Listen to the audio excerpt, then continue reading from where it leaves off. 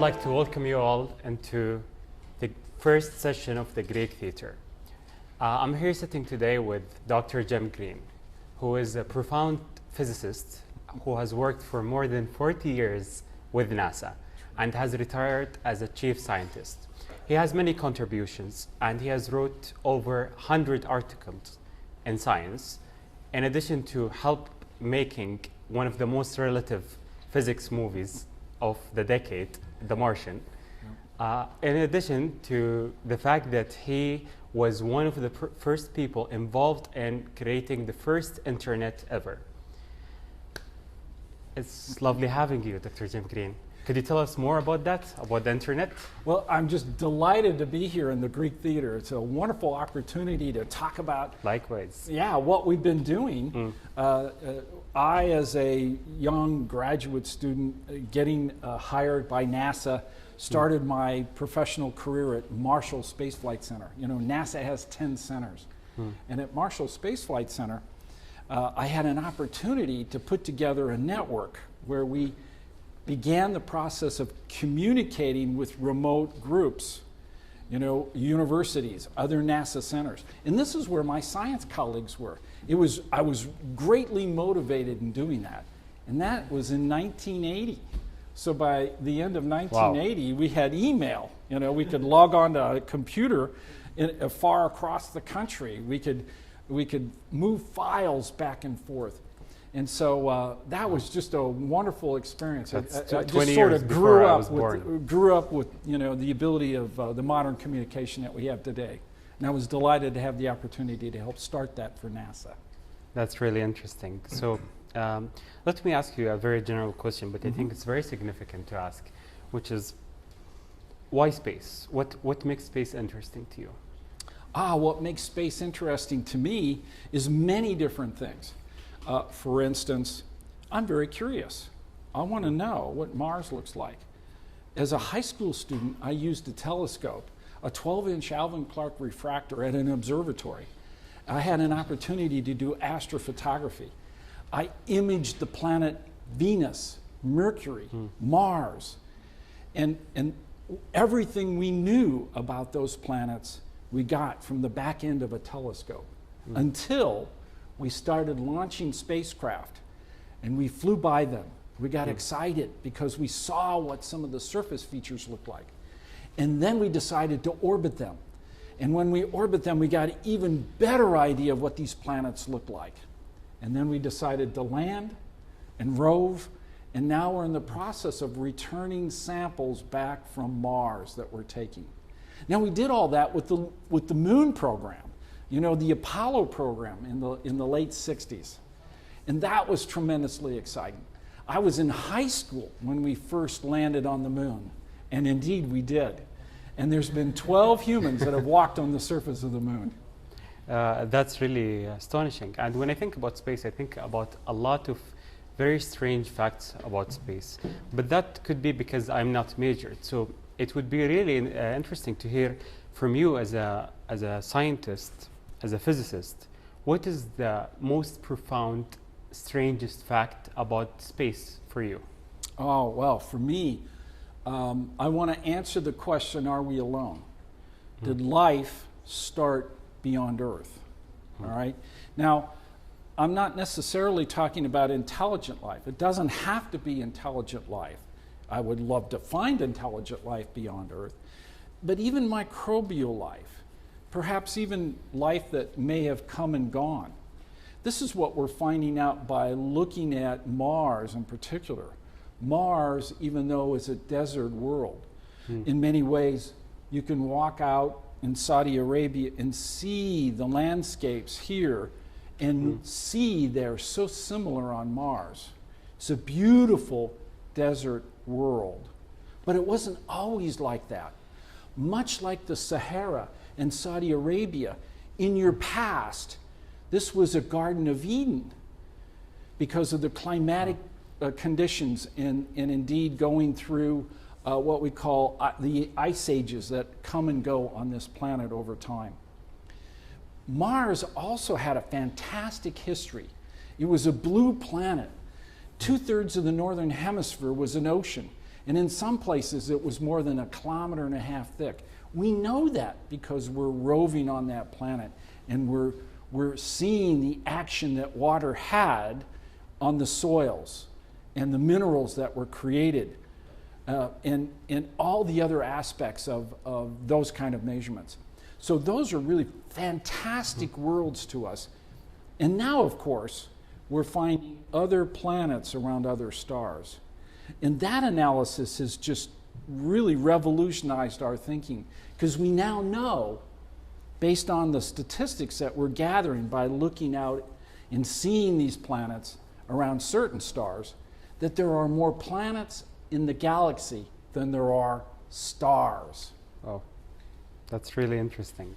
So at night when I go out and look at a star, I think there's a planet that's orbiting those stars. And chances are there's more than one.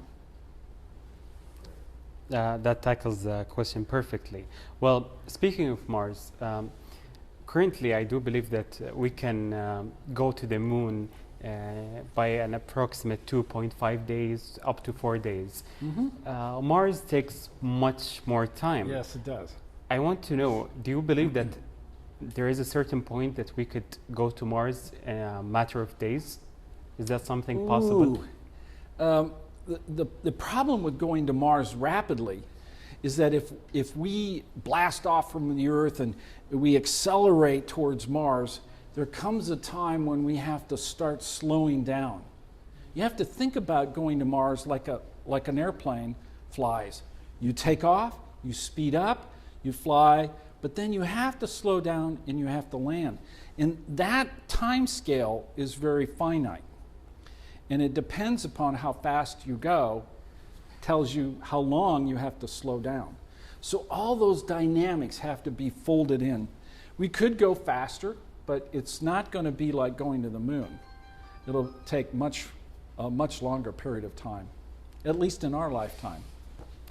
Well, that's interesting, but I would like to get into more spicy subjects in science. Sure. And you know, we have to get this out of the way, which is the moon landing. Yes. When we talk about the moon landing, there are so many theories, but I want to cut down to the very base of that theory, which is, what evidence do we have of the moon landing? Well, there's all kinds of evidence of the moon landing because NASA brought back samples from the moon. We have 6 landings, Apollo 11, Apollo 12. 13 didn't make it. We had a problem. We had to return the crew, which we did. But then 14, 15, 16, and 17 each had 2 humans, 2 men, and landed on the moon, wandered around various locations on the moon, and collected samples. Now, we did this in different areas. Not the same area, but in different areas. When you look at the moon, you see different colors, different variations. You see these dark areas we call mare. We wanted to know what they are. Well, when we return the samples, I can tell you what they are. They're huge fields of lava. There comes from huge impacts that have occurred, blowing away a huge amount of crust, and then the magma comes up and fills those black areas. And they're black or darker than the rest of the moon because they bring material like iron and other kinds of materials that aren't laying on the surface, and so they reflect light differently. We also went into areas between these dark mare and brought back rocks, the original crust. In the original crust, those rocks told us how old the moon is. The moon is 4.5 billion years old, okay? Which turns out to be the age of the Earth. So we actually, by going to the moon, understand the age of the Earth, because the Earth and the moon, we believe, were made at the same time. Now, all that knowledge, all that scientific knowledge, comes from samples that we brought back. Was it possible to fake these samples? No, it's not. But you have to also recognize that we can verify that those are samples from the moon from meteorites.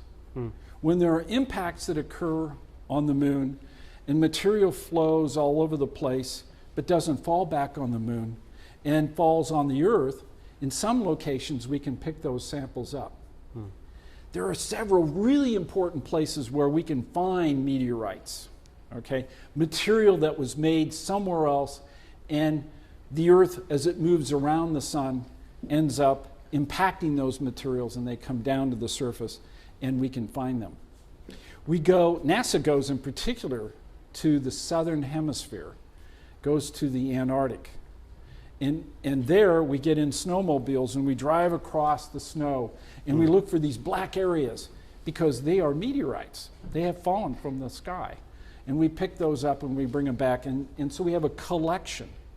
And we can tell some are from Mars and some are from the moon and some are coming out of the asteroid belt. So the meteorites that we collect tell us about different features. But by going there, we then can verify those meteorites. Yes, that's a meteorite that comes from the moon because the composition is the same. So there's major ties between what we know about the moon based on samples we brought back and samples of the moon that we find here that have fallen on the Earth. I'm sold and I'm convinced. So, but even then, we can image those sites. You know, as I mentioned, there were 6 sites, 6 locations that we went to. We have a spacecraft called the Lunar Reconnaissance Orbiter, orbiting the moon now. If this table sat on the moon, the Lunar Reconnaissance Orbiter could see it. And so we have high-resolution image of the Apollo landing sites. So you can see where we put experiments out on the ground. You can see where we parked the rover before we came back. You can see the launch stand that we launched our capsules off of and brought them back. And in fact, if you look closely, when the astronauts walked back in the capsules, they threw their backpacks out onto the ground, and you can see those too. So if you can go to the Lunar Reconnaissance Orbiter website and look for Apollo landing sites, you'll be able to see many of those images yourself. Fascinating. When I think of the moon landing and the theories about it, I will have to, at the same time, think about the doubts of the shape of the Earth. Some think it's sphere, some think it's flat, some think it's a different shape. So do we have concrete proof? Do we have solid evidence to say that we know exactly how Earth is shaped like? We do. Actually, the Earth is sort of spherical. It's not exactly or precisely spherical. In fact, some areas of the Earth are more massive than the other, and therefore, when we orbit it, that actually affects the position of spacecraft in a very profound way. But in general, it's not flat, it's spherical. We see from space the Earth spin, and we can see all the sides of it over time. And because of the spinning, we have various patterns of climate that occur.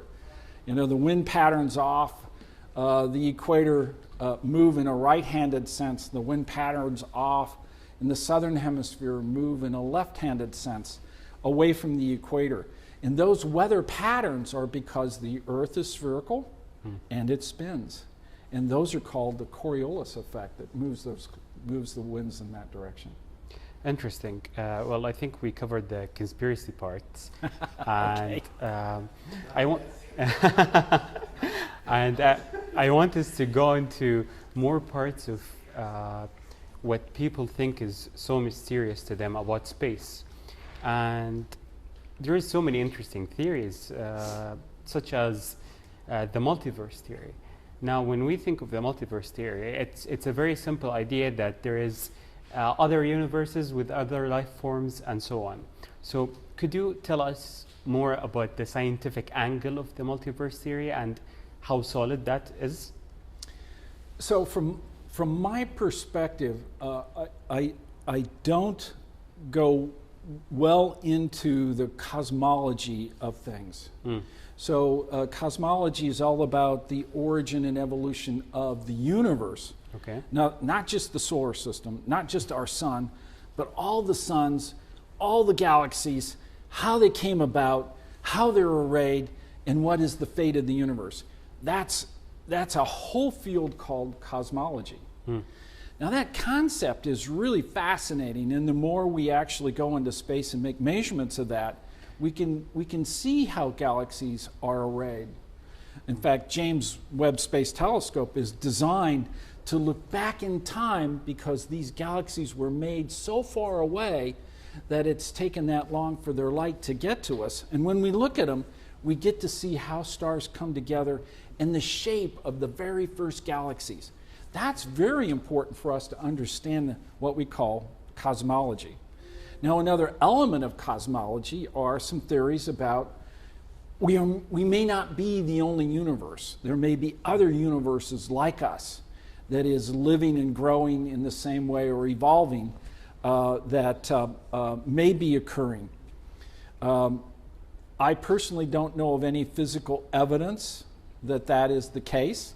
I don't know any experiment that we have done in space to determine that there's a parallel universe like ours, but it's a fascinating concept. And maybe it will be proven in the future. Well, I do hope so. It would be interesting to meet a parallel self. So, okay, when we go beyond that, the alternative theory, when we consider the multiverse theory is still just a concept, a very basic concept. We go to the time travel concept. There's so many opinions about that. There are people who think that logically it cannot happen. Some other people think mathematically it could not happen. So is there a point of concept that it makes sense to travel into the past or into the future? That's a fascinating topic in its own, and in fact, mathematically, we think it can happen. Now that's the root of the concept, what we call time dilation. As you get move in space, and you can move very fast, and the faster you move, time starts slowing down, time starts changing. And so mathematically, we believe that that is indeed the case. Now, using that concept for time travel or going into different locations is still very theoretical. It's still in the realm of new ideas. When we have theories in science, we constantly have to figure out, well, can we create an experiment that can prove or disprove this particular theory? And right now, we haven't devised the experiments necessary for us to say we could, as humans, travel in space and change the time that we're in, either going forward or backward. I know of no experiment yet that we can do that. That's really fascinating. And other part that I think is really significant about space is how people have so many theories about how it can affect our daily lives. And astrology is one concept of that. But not to focus too much on astrology, I would like to know, from a physicist's point of view, can space at any level affect our physiological health, our mental health, anything of that sort? Oh, it does, in enormous ways. The concept of astrology, which started early, is actually at the root of science. The concept of looking and seeing stars and seeing certain patterns as certain objects move. That was discovered by early civilizations. That the Greeks even knew that there were certain objects in the sky that didn't follow patterns like the rest, but actually moved in strange ways. And those became planets, which actually comes from a word in a Greek derivative. So that whole concept of how we are in space is a natural one for humans to look and think about and then proceed. And so science actually starts from that perspective. The ability to really look and study how these objects moved allowed Copernicus to determine that the planets moved around the sun and not around the Earth. And this was a worldview change. So our realization of our system, our Earth orbiting the sun, was a huge change in our thinking. Now, there's many more of these that have occurred. Another one that's occurred is that it turns out we're not in a very good orbit, okay, as we orbit the sun. There's an enormous amount of material called near-Earth objects that cross our orbit and hit the Earth.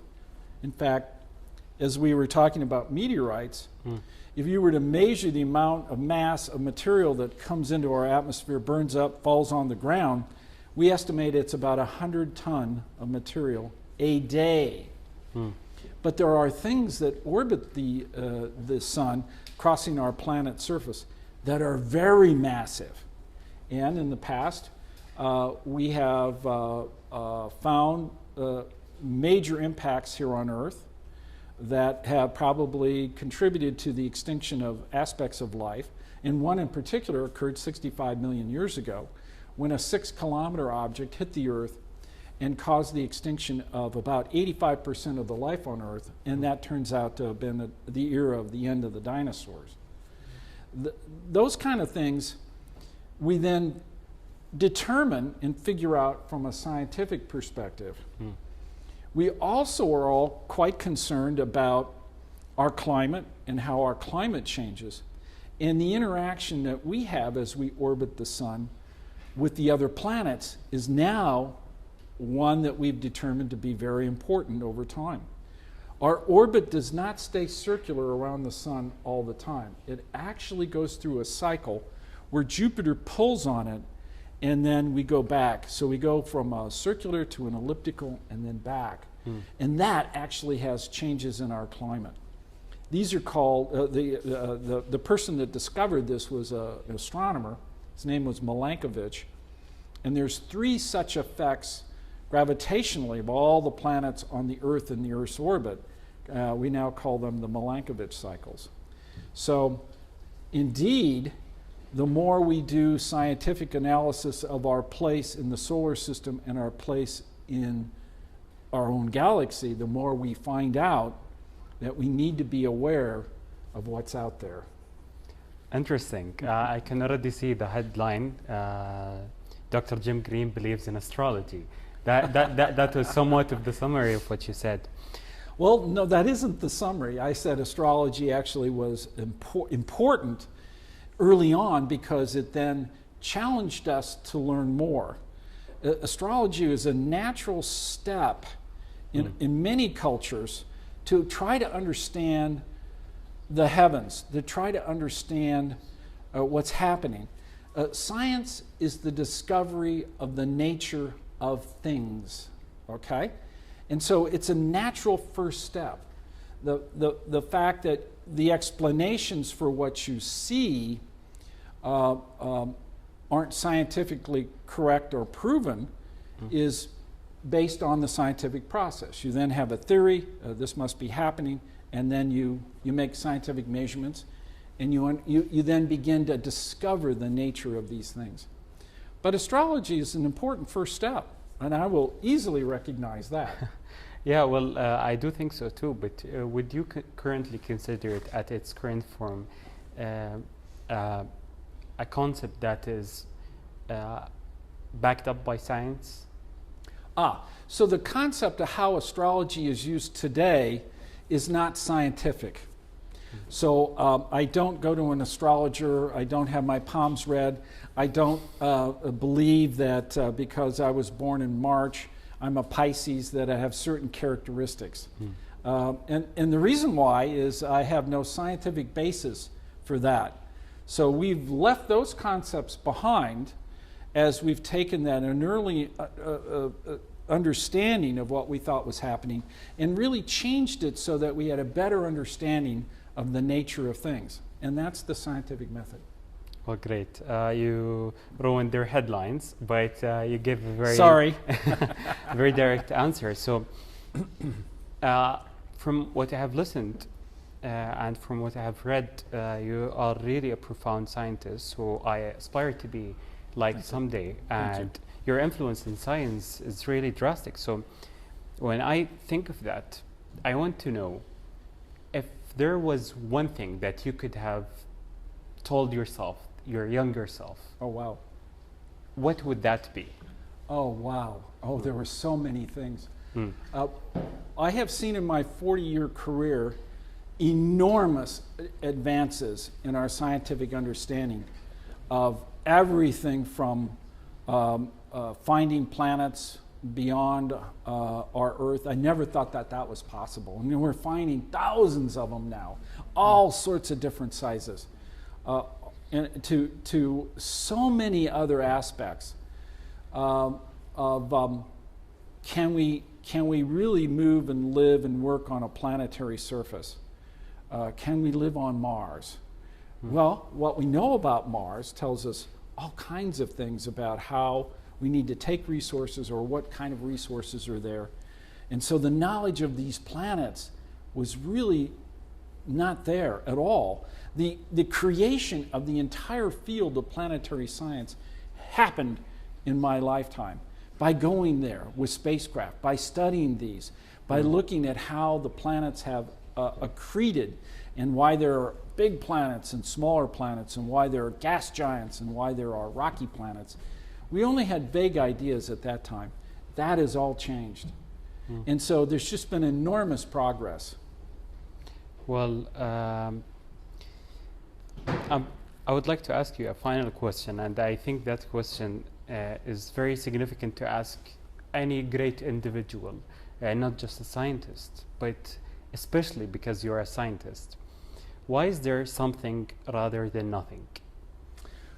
Wow. Okay, so that to me that's a very profound question, and it's sort of at the root of what we want to do, and that is, are we alone, and why are we here, and what is the evolution of our planet?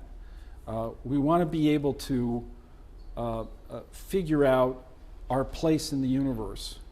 We also want to be able to teach as many people that are interested in the science that has occurred about what we have learned, so that more people can participate in trying to answer those questions.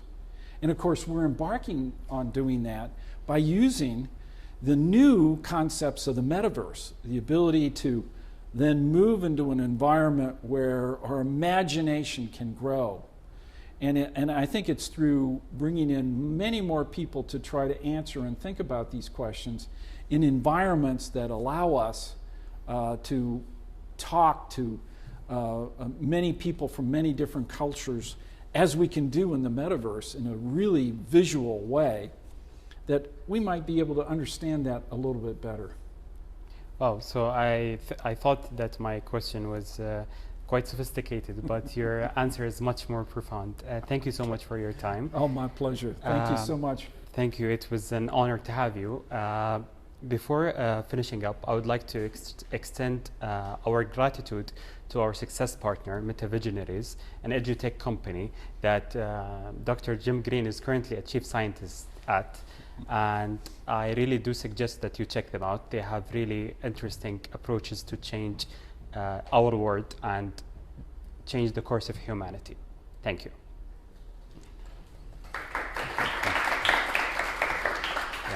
Is that okay? It was amazing. Okay, anybody got any so questions? Yeah, what would you like to know? Now's the time to ask. Can we change the orbit of Earth?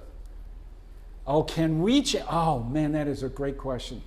You know, when I was in high school learning about astronomy and then in the at University of Iowa, I did not realize that our planet's orbit can change.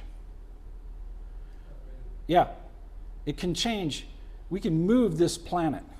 It just takes another planet to do it. Okay? Now that's a new concept. But guess what? That's been happening all the time. In the history of the solar system, Jupiter actually has rearranged the outer planets. It's pushed Neptune and Uranus out and Saturn out and came in a little bit. They were created in different locations than they are today. Okay? Now, how do we know this? Because we also, when we look at stars, we see huge planets really close to the star, and we recognize it's impossible for that planet to be made there. It had to be moved there. And the only way to move it is that there's an even larger planet that fought for location. These are called gravitational resonances. Okay? So if we go around the sun once, the further we are away, we go around the sun slower. So we could go around the sun twice and be in the same position as a bigger planet that tugs on our Earth. And that's a resonance. And over time, then the larger planets will pull on the smaller planets and change their position. Jupiter's trying to do that now to our orbit. So we go from a circular orbit to an elliptical orbit and back every 26,000 years. Okay. So 12,000 years ago, the Sahara and Saudi Arabia were a Garden of Eden. Okay? The archaeologists are finding this out right now. They're going to places, ancient places here in Saudi Arabia, and finding bones of cattle and dating them to 5,000 years ago. In places where they were herding cattle because they could have farms and they could raise things, and the whole Fertile Crescent wasn't just confined to the Tigris and Euphrates River. It extended down into Saudi Arabia and across the Sahara. You can go into the Sahara and you can find Neolithic drawings, beautiful frescoes that were made by your ancestors, all right? And what are those scenes of? The scenes are of fishing, okay? The scenes are herding cattle, wedding processions, okay? Wow. Going after alligators in the Sahara, in the Sahara. Why? Because the whole area had a different climatic pattern than it does today. Is there a way to induce that again? Yes. Really? Yes, there is. Now the Earth is this is naturally going to occur to Earth because Jupiter is pulling on our orbit, and we're going to end up, we're now very circular, we're going to move into an elliptical. We should be getting colder. Elliptical Around the sun. Okay. We should be getting colder. We're not. We're getting hotter. We can measure that difference between what we should be doing, getting colder, because of that Milankovitch cycle, and getting hotter. And that difference is because we're adding CO2 to the environment. Now, CO2 is a greenhouse gas, okay, which means that light from the sun comes in, heats things, and changes the frequency of light to heat, which is still an electromagnetic radiation. And that is infrared, and then our atmosphere doesn't let it out, and so we just heat up. That's what happened at Venus. How we know about the climate change here on Earth is because we went to Venus. It's really NASA that's discovered climate change. We cracked the problem of greenhouse gases on Venus and understand the runaway greenhouse effect that occurred, and then took those models to Earth and recognized it's beginning here. Now what's beginning is the enhancement in CO2. But when you think about it, it's a really small enhancement. If you just grab a piece of air like this, take it and analyze what's in this air, you find that there's about 430 particles of CO2 per million. 430. That's a pretty small number versus million. How could this small number have such a huge effect? It does because it changes our temperature ever so slightly, which heats our ocean and creates more water vapor.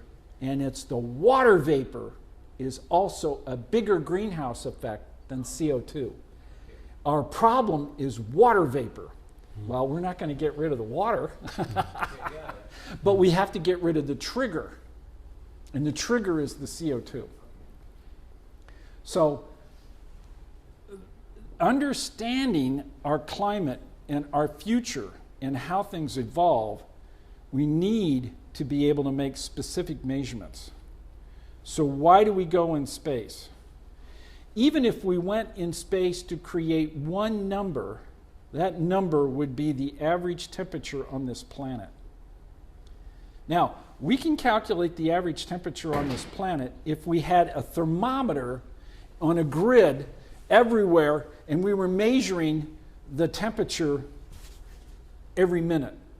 And we took all that data on this grid and brought it in, and a supercomputer analyzed it and came up with one number. Here's the average temperature of the Earth based on all these measurements.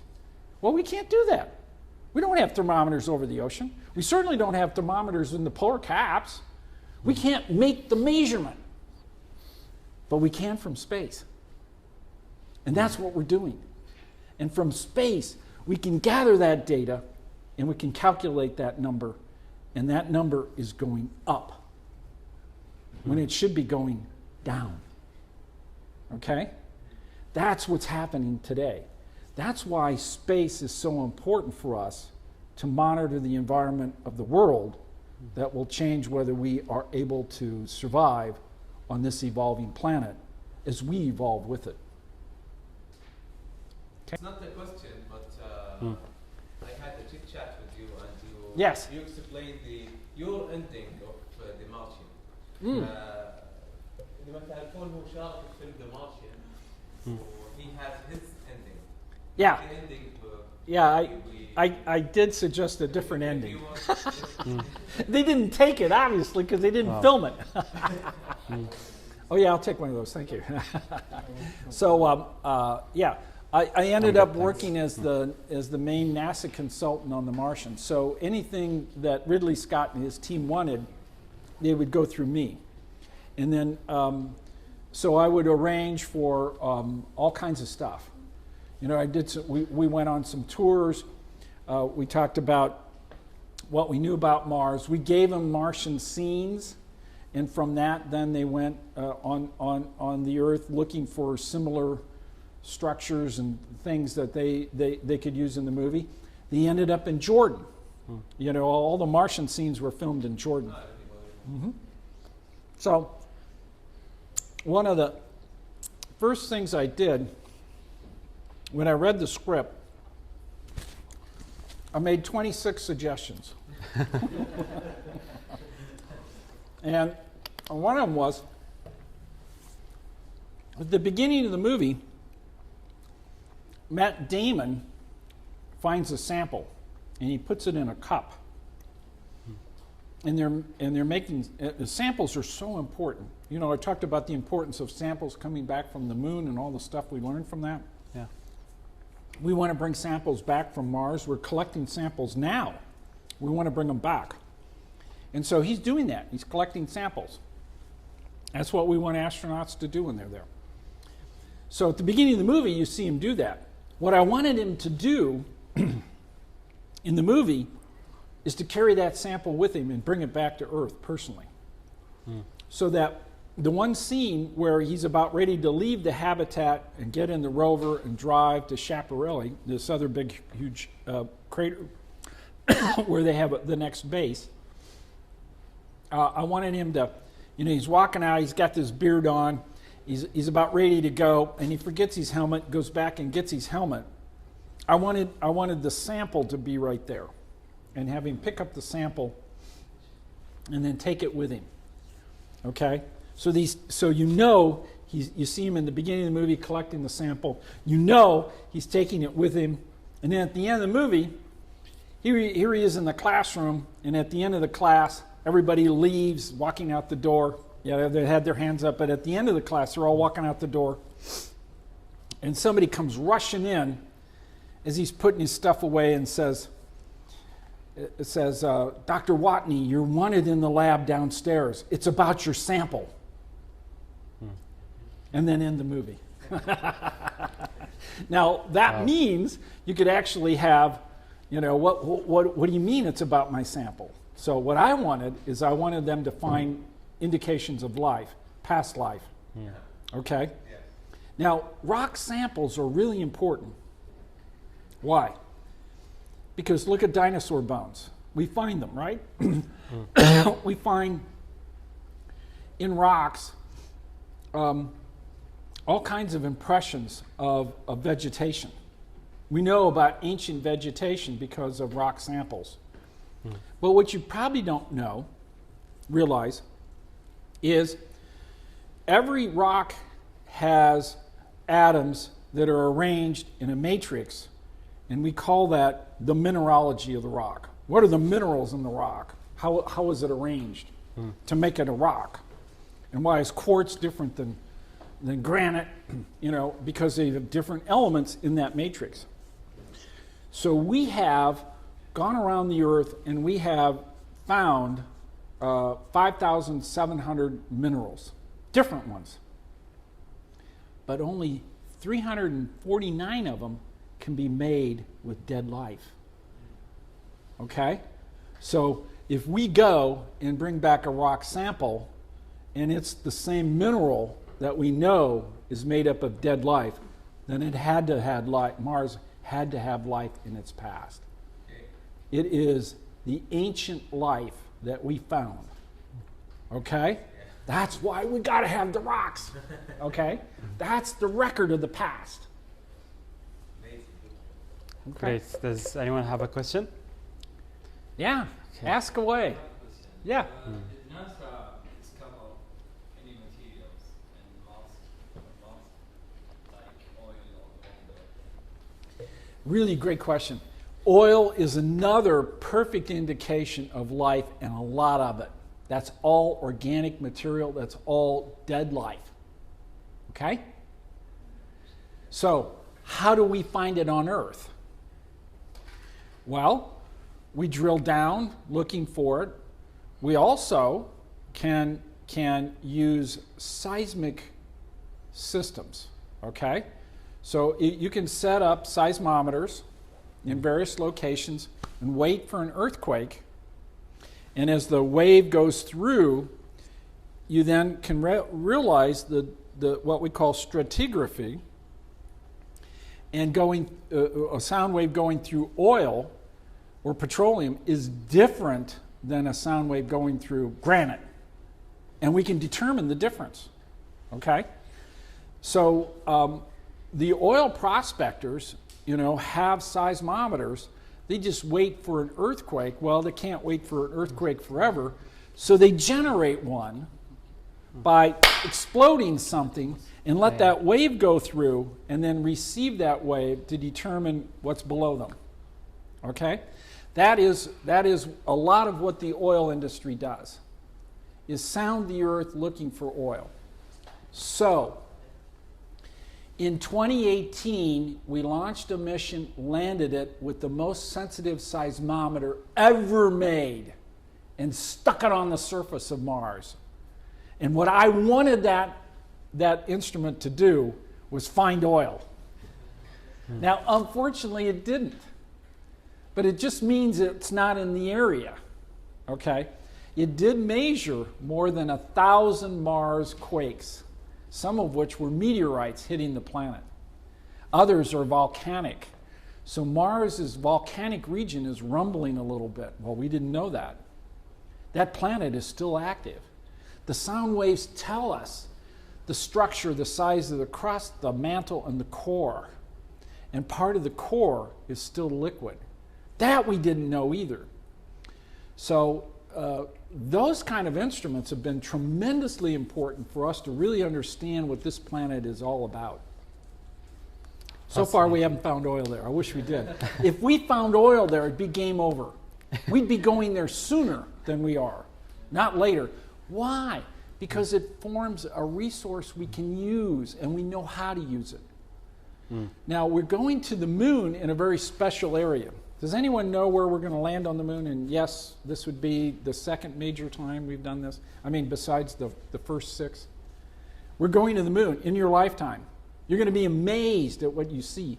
I was amazed at watching the Apollo astronauts walking on the moon. You haven't seen that. You haven't lived through that. You're going to. In the next couple of years, we're going to be putting humans on the surface of the moon. The next person that's going to walk on the moon is a woman. Did you know that? Yeah. It'll be a woman. That person, the person is not known yet. NASA's making that selection based on the group of astronauts they have. So if you look at all the women astronauts NASA has, one of them will be the first woman on the moon. First woman, and the next one walking on the moon will be a woman. Now, do you know where we're going? We're going to the southern hemisphere. We're going to an area that's very different than any of the other sites that we've been at. And it's because there are resources there that we want. What kind of resource? Water. Oh. There's water on the moon. Now, it's not like this. Liquid is frozen, but it's water. This is H2O, and on the moon, it's H2O. It's water. We can drink it. It's the same thing. Whether it's on the moon or on Earth, we can drink it.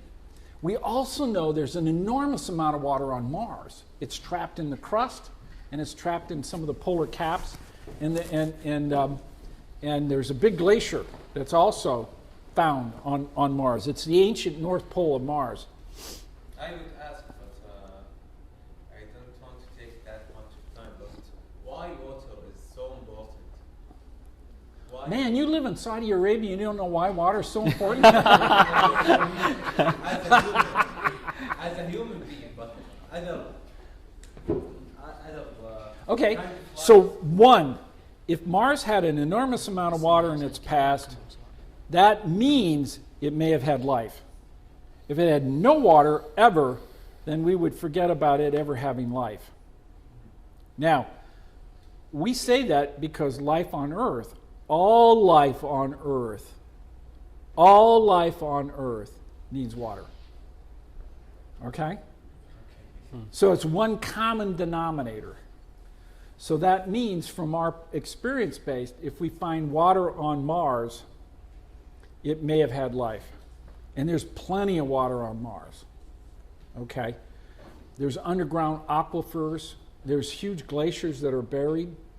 So Mars is a desert world, but it's really cold. And so the coldness has trapped the water. It's in ice form. And that is the case on the south and north pole of the moon. There's several 100 million tons of water laying in permanently shadowed craters on the north and south pole of the moon. Fascinating. And we can use that. We can drink it, we can break it apart, and we can breathe the oxygen. We don't have to bring the oxygen, we don't have to bring the water, we can make it. And we can tease it apart and create rocket fuel and come home. So we actually can go to Mars, create the oxygen and the hydrogen fuel before we even get there, and use that to bring our astronauts back. That's what makes going to Mars a reality. Yeah, Cam. Should we use any kind of filter to actually drink the water? I know it's the same. Yeah, right. So not all water is pure. You know, there'll be minerals and salts, and and so some water on Mars we believe is very pure. Okay, what water we know is on the moon, we can't tell how pure it is. This is why we need to go there and then start coring it and looking at it and determining how we can use it. We for sure believe that we will, even if we melt it, we'll have to filter it, because there'll be other minerals and other things that will be in it. Could be. Depends on what's there. Yeah. Fascinating. So thank you so much. You're welcome. You have been very insightful, very profound. And thank you everyone for watching the Greek Theater. Thank you. Oh wow, you even filmed that, huh? Yeah.